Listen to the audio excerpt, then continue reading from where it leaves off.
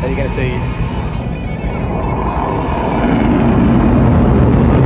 and feel the handling capabilities of this aircraft. And it really is quite amazing to have an aircraft that is so stealthy and so lethal that can actually do these amazing maneuvers. Here it comes for a maximum brake turn.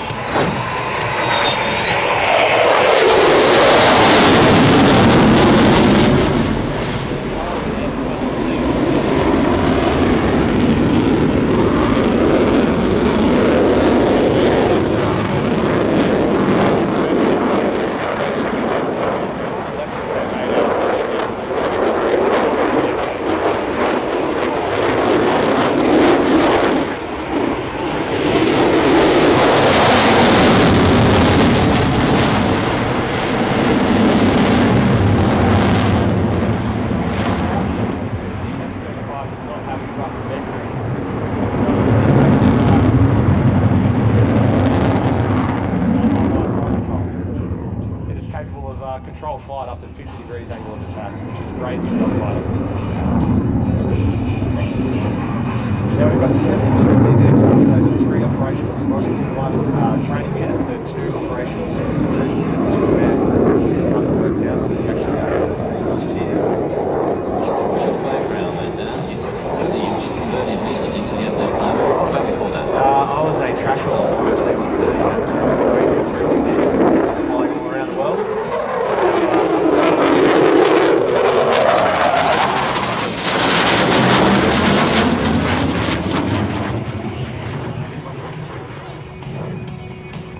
Going from a Charlie 130, the Hercules, to an F-35, what about the conversion? How difficult was it to transfer your already comprehensive skills to fly one of these?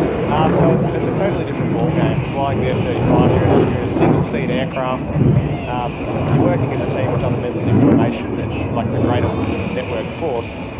But really the responsibility is on you and only you in that aircraft, so it really demands a high level of competence and a high level of confidence to actually go out and operate this aircraft and be decent in like battle spaces. And we've been talking quite a lot about data fusion.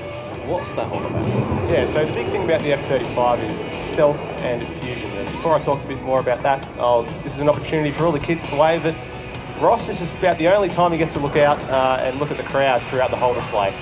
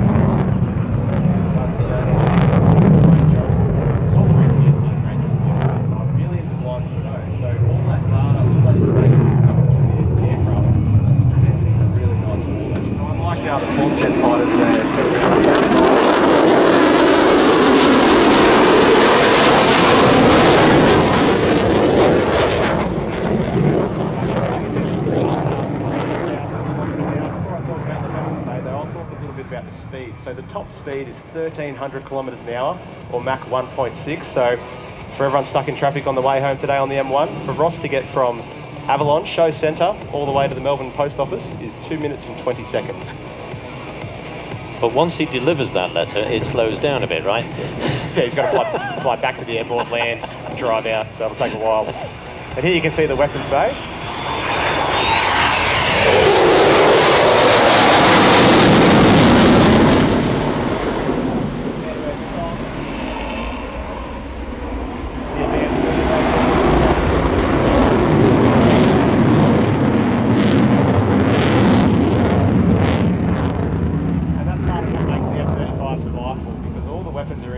So if this aircraft ever has to go to war, this is what it's going to look like. Now obviously it's using a fair bit of fuel today. Is it capable of air-to-air refueling? It is. One of the things you learn on conversion course is air-to-air refueling. So you can see the KC-30 flying earlier. You fly up underneath the aircraft and they extend the probe and boom, sorry, and it's in the top of the aircraft. You see fuel just like you would at the fuel station. Except you have to maintain the perfect formation position the whole time. And in from the left, the F-35, again, ladies and gentlemen,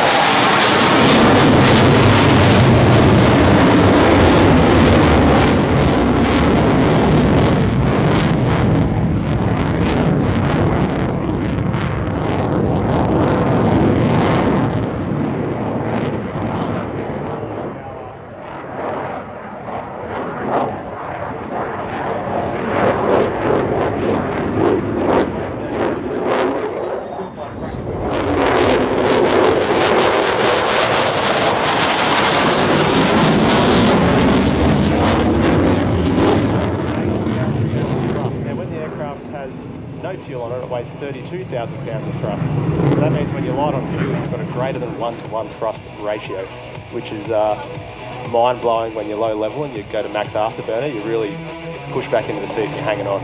It's an awesome ride. It's indescribable. So having that greater than 1-to-1 capability just means that you can continue to climb. You just keep going up until you run out of fuel. So we hit the service ceiling of 50,000 feet. Now, I was just about to say, there's been a lot mentioned about the altitudes that some of these aircraft can fly. Based on previous reports from the news of balloons at 60,000 feet. Yeah, so if anyone's got a balloon below 50,000 feet, watch out, because 3 squadrons in town. Now we can see the aircraft flying slow. So we talked about 1,300 kilometres an hour as the top speed. He's down at, the aircraft actually doesn't have a minimum speed, but at the moment he's flying at about 200 kilometres an hour. Now just look at the horizontal stabilisers working hard there with the flight control system.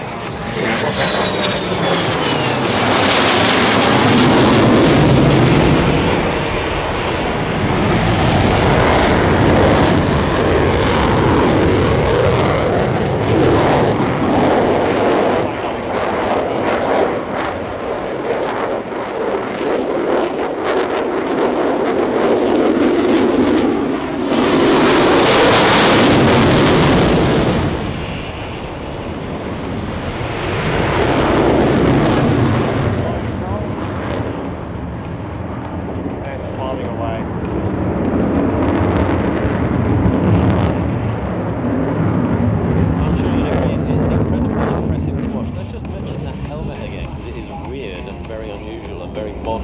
Yeah, so the it's called the HMD, the helmet mounted display. So unlike an aircraft, other fighter aircraft with a head-up display with a piece of glass, all the information for the pilot is projected onto the helmet visor itself. So that means you don't need a HUD, so the HUD can't break. And whenever we're looking out, we don't need to be looking out the front of the cockpit to get all our information, which makes it great when you're doing some of these manoeuvres in dogfighting, because you've got all your tactical information right in front of you. Now we're going to see some really impressive stuff here.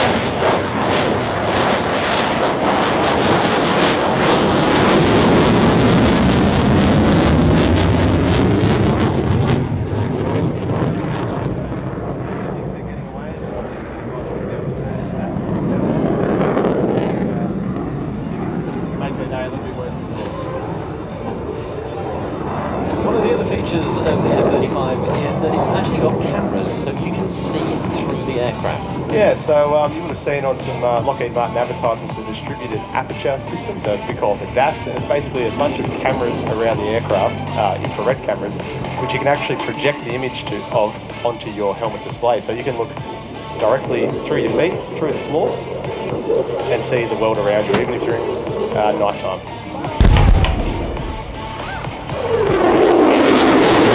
Direct entry. But once you get onto pilot's course, it's about a 3-year process to get into the seat of an F-35, and then following that, it's a 6-month conversion course, and then you never stop learning. So you come out as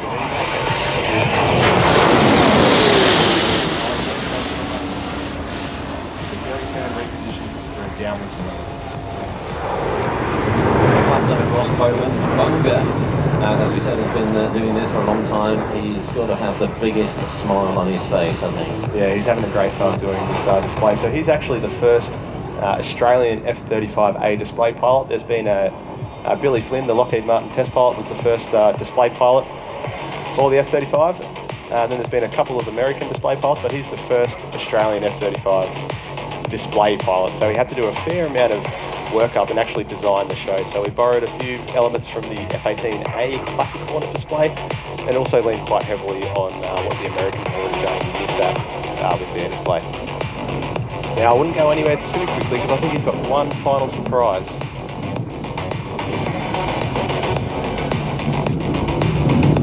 Might be worth getting your cameras ready. Yeah. Now, as an instructor, he has to be well versed in how to demonstrate a go around. And I think he might just do that right now. So, ladies and gentlemen, boys and girls, for one final time, make sure you get your cameras ready. Give Ross Bunga a big wave as he goes past. And as he accelerates.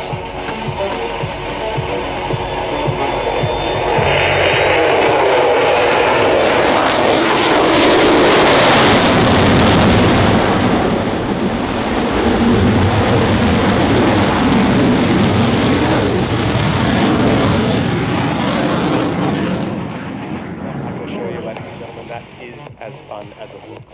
It is an awesome plane to fly. There's about 60,000 people green with envy at the moment here. So, that basically concludes the F-35 Lightning II display for today. Australia's finest aircraft, 5th generation air combat capability. We will see it again tomorrow. Dan, thank you very much for being here today.